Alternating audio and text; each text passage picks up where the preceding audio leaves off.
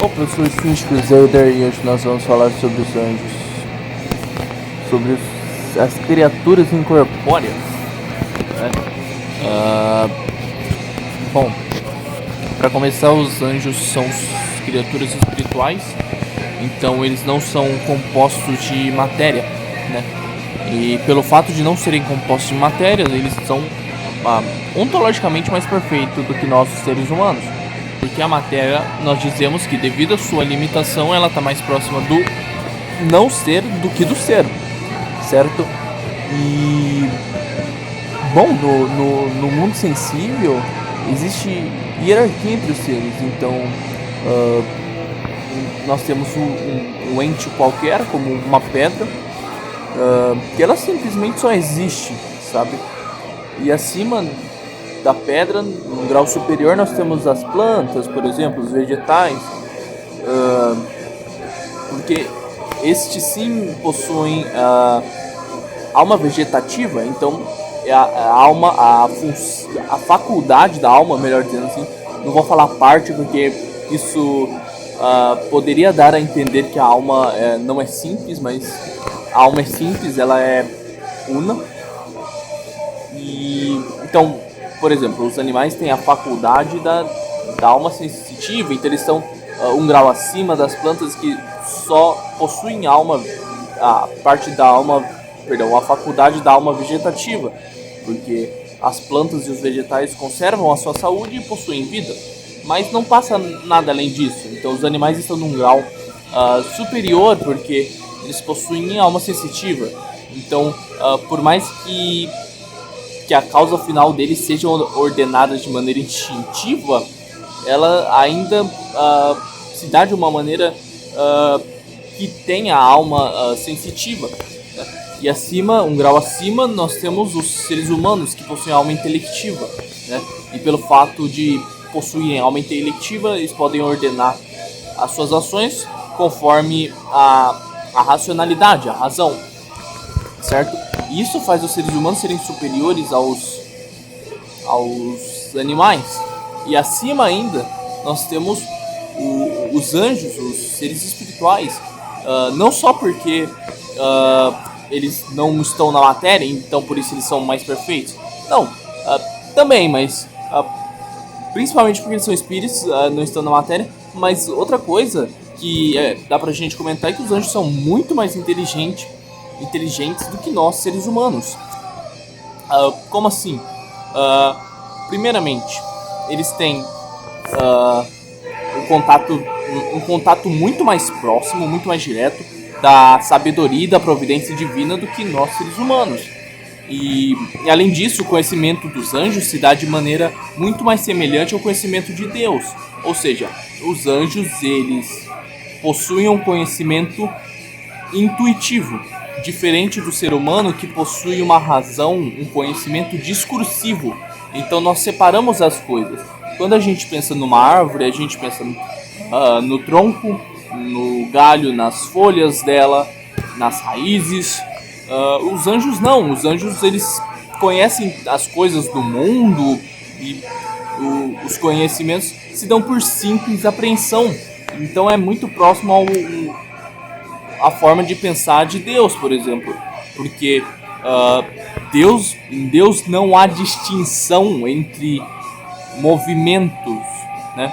Não há, por exemplo, em Deus a passagem da potência ao ato na sua apreensão de conhecimento, porque Deus aprende tudo de maneira una, digamos assim. Por isso que ele é onipotente e onisciente, porque ele vê tudo, digamos, em um presente eterno, de maneira imutável, de maneira temporal. E os anjos, eles possuem essa simples apreensão, esse conhecimento intuitivo. Mas os anjos não são oniscientes, diferente de Deus. Os anjos, eles são sim muito inteligentes, pelo motivo que eu expliquei, mas eles não são oniscientes, né? E isso só se dá ao Criador, que é ato puro, perfeitíssimo, no caso de Deus, certo? E Deus criou inúmeros anjos, muitos anjos mesmo, certo? É um número extraordinariamente grande, porque, como diria Tanqueray no livro Compêndio de Teologia Cética e Mística, Deus criou um anjo para cada perfeição sua. Então, no caso de sabedoria, amor, justiça, existe um anjo para cada perfeição de Deus. Os anjos são reflexos, são imagens de cada atributo, de cada perfeição de Deus. Então é por isso que existem muitos anjos mesmos, e eles existem desde a criação, né? Desde da criação do mundo em Gênesis. E, cara, e caberia perfeitamente a Deus conservar uma ordem no universo por meio de intermédios, porque isso deixaria mais glorioso ainda o poder divino, porque seria manifestado em formas de perfeições, como são os anjos, né? Lógico que isso não é uma causa de necessidade, não é algo obrigatório. Deus poderia simplesmente criar as coisas diretamente, mas por fins de conveniência, como eu disse, para conservar a ordem e manifestar o seu poder da maneira mais perfeita possível, Deus pode ter sim criado inúmeros intermédios para isso, né? Então, tipo, no caso, eu me refiro aos anjos, certo? E há muito também se atribui às leis do universo, aos movimentos celestes, aos anjos. E eu não acho um absurdo, eu até acredito piamente nisso. E eu acredito que os movimentos que se dão na ordem do cosmos são sim movidos pelos anjos, como a inércia, a gravidade, a lei da gravidade, até os terremotos e o movimento das placas tectônicas. Eu acredito sim que são os anjos que fazem isso, porque não é nada tipo improvável, até porque nós sabemos que as causas materiais, numa redução ao infinito, tem que levar a uma causa espiritual. Essa causa espiritual pode ser Deus, ou, como eu expliquei, pode ser um intermédio espiritual, como são os anjos, as criaturas espirituais. Bom, eu acho que eu já deu para introduzir bem o que são os anjos, então eu vou explicar um pouco sobre a sua hierarquia. A hierarquia celeste. Da hierarquia celeste, como diria Pseudo Dionísio Areopagita, né? Bom, nós temos 3 ordens de coros angelicais, né? Vamos começar pela primeira, que é aqueles anjos que estão contemplando a Deus diretamente, certo? Que não se distanciam de Deus. E o primeiro coro angelical são os dos serafins, que estes sim não se desvinculam de Deus de maneira nenhuma. Eles estão a todo momento no ardor do fogo do Espírito Santo, né? Porque serafim do hebraico significa arder completamente, queimar completamente. E estes estão a todo lado, aliás, a todo momento do lado de Deus. Esses são os serafins, né? E eles estão toda hora suplicando, dizendo: glórias sejam dadas ao Senhor dos Exércitos. E aí abaixo dos serafins nós temos os querubins, que eles são sim são designados para missões muito importantes, né? Como, por exemplo, em Gênesis nós podemos ver que os querubins que cuidaram da árvore da vida, né? E também, por exemplo, quando Deus mandou Moisés fazer a Arca da Aliança, do lado do trono de Deus tinham dois querubins, né? E também muitos se perguntam se o Lúcifer ele era um querubim ou serafim. A resposta está aí: o Lúcifer ele era um querubim, porque se ele fosse um serafim, como eu expliquei antes, ele estaria todo momento contemplando a Deus e não iria pecar. Mas a questão é, os anjos eles podem sim pecar porque eles têm o livre-arbítrio. Só não é muito inteligente deles fazerem isso porque eles têm a sabedoria eles estão na presença direta, eles estão presentes com o Criador, então seria tipo um absurdo eles pecarem, certo? Mas é possível sim, porque os anjos possuem o livre-arbítrio, só que nesse caso os anjos só poderiam pecar por inveja e soberba, porque o resto dos pecados se daria mais ao mundo material, como é o caso da gula, por exemplo. Você tem a necessidade de comer no seu corpo, e quando você excede isso, é a gula. Então é um fator corporal, né? É um fator do mundo material. Então os anjos só podem pecar por soberba e inveja, como foi o caso de Lúcifer. E assim tem os anjos caídos, que são os demônios, que são anjos também. Eles possuem as mesmas propriedades ontológicas. Eles só não estão diante da graça de Deus, porque por uma vontade deles, tá? O Lúcifer, ele foi perdoado por Deus, mas ele não se arrependeu, então do que adianta? Tá? Então é como se o perdão fosse nulo, sabe? Aí nós temos os querubins, e abaixo dos querubins nós temos os tronos. Sabe aquela imagem do anjo biblicamente curado, que é um monte de roda com um monte de olho, em rodas flamejantes, falando Be not afraid? Sim, esses são os tronos, para quem não sabe. No caso, os tronos eles seriam os Sedes Dei, né? Sede de Deus. E eles seriam o trono divino. Eles estariam enviando ordens para os coros inferiores. Então eles possuem um alto grau na hierarquia também. Aí aí em segundo, nós temos a segunda ordem, que como eu expliquei, a primeira ordem é dos anjos que estão geralmente mais associados a Deus mesmo, né? A própria providência divina. Aí na segunda ordem nós temos mais os anjos que estão associados às coisas do universo e enfim. Aí nós temos as dominações, que é meio que o coro de anjo que é comandante das ordens inferiores, dos coros inferiores. Então eles que vão repassar as missões dadas pelos coros superiores para os coros inferiores. Essas são as dominações, né? Domínio. Aí nós temos as potestades, que são responsáveis por conduzir a ordem divina por meio de milagres e coisas sobrenaturais. E abaixo da potestade... Perdão. Só deixa eu pular o anúncio da TV ali. É aqueles anúncios de 15 segundos, cara. Ai, que falta de respeito. Como eu tava falando, abaixo das potestades, nós temos...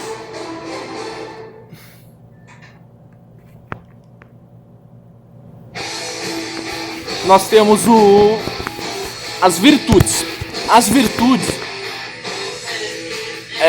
elas se dão por meio... Elas também servem para a manutenção da ordem divina, só que é mais no nosso universo, digamos assim. Na verdade, a segunda ordem de anjos é no nosso universo, geralmente. Está mais associada a isso. Mas as virtudes vai cuidar da ordem do universo, do cosmos, né? Dos fatores naturais e essas coisas, né? Aí nós temos a terceira ordem de anjos, que estes sim estão associados aos seres humanos. São anjos que estão muito mais intimamente ligados com nós seres humanos, né? Então aí nós vamos ter no topo da terceira ordem os principados. E esses são anjos que têm as missões designadas para os príncipes, reis, diáconos, as autoridades no geral. E eles podem simplesmente recompensar alguma população ou então puni-la, dependendo da vontade de Deus. Aí embaixo nós temos os arcanjos, né, que são também anjos que estão associados a nós seres humanos, só que com uma missão elevada, digamos. Então nós temos, por exemplo, o arcanjo Gabriel, que foi designado para anunciar o presságio, a vinda de Cristo o nascimento do menino Jesus através da Virgem Maria, né? Aí nós temos o arcanjo Gabriel, o arcanjo Miguel, o arcanjo Rafael, que nós temos ciência do nome. Então, esse negócio até também de dar nome pro anjo da guarda, eu já vi muita gente recomendando, mas o certo eu acho que seria não dar nome ao seu anjo da guarda. A menos se você for invocar o arcanjo Miguel, o arcanjo Gabriel, o arcanjo Rafael, porque esses nós temos noção, nós sabemos os nomes deles. Mas o anjo não é o seu bicho de estimação, ele tá lá para te proteger, para te inspirar, para cuidar da ordem do mundo sensível, mas eles sim são muito mais poderosos e mais perfeitos do que a gente. Então, por uma justiça divina, eles estão oferecendo os serviços angelicais a nós, mas o que era para acontecer era que nós devíamos estar submetidos a eles, porque nós que somos o inferior, digamos assim, os anjos são muito mais perfeitos do que a gente. Então, eles poderiam simplesmente mandar na gente, mas não, eles estão na humildade, na caridade, protegendo, intercedendo pela gente, certo? E por último nós temos os anjos normais, que são o primeiro coro angelical, né? Esses são os nossos anjos da guarda, que estão nos protegendo, nos inspirando, evitando acidentes. E como eu disse no começo, pelo fato de cada anjo ser um reflexo de uma perfeição de Deus, esse anjo pode simplesmente refletir a perfeição divina em nós, né? E assim, compondo a nossa personalidade, os nossos dons, as nossas habilidades. E é assim que a gente pode até se sentir especial nesse quesito, certo? E os anjos da guarda, aliás, todos os anjos, nós devemos sim ser muito gratos, porque eles estão a todo momento intercedendo pela gente. Eles estão nos guardando. Então sempre reze a oração do santo anjo, porque é muito importante, cara. Que essas criaturas que estão a todo momento, se não fossem os anjos, ia ter milhares de coisas ruins acontecendo, milhares de acidentes, ia ser um caos, certo? Bom, e cada anjo, fazendo assim, sintetizando assim, cada anjo tem a sua função. Isso quer dizer que um é melhor que o outro? Não. É melhor no sentido de proximidade com Deus, né? De estar mais íntimo, estar mais íntimo com Deus, mais próximo da sabedoria divina, dos desejos divinos, da providência divina, certo? Mas cada um tem sua função, que é super importante. Isso significa que o serafim não pode cumprir o papel de um anjo da guarda? Não necessariamente. Pode ser que o serafim tenha sim a potência de cumprir as mesmas funções que um arcanjo, do que um principado, do que uma potestade, do que uma virtude, mas ele cumpre a função de serafim porque é o que a providência divina pede. Então os anjos estão cumprindo a sua causa final, certo?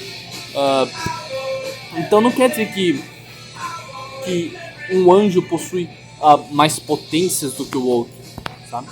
Mas em questão de grau de afinidade com Deus, aí sim, então é assim que nós montamos a nossa hierarquia, certo? Então basicamente isso, um resumo assim sobre os anjos, sobre de novo, cara. Sobre os seres incorpóreos, né? As criaturas espirituais, que são muito mais perfeitas que nós, seres humanos, mais perfeito que qualquer coisa nesse mundo sensível, que nós devemos muito, certo? Então é isso.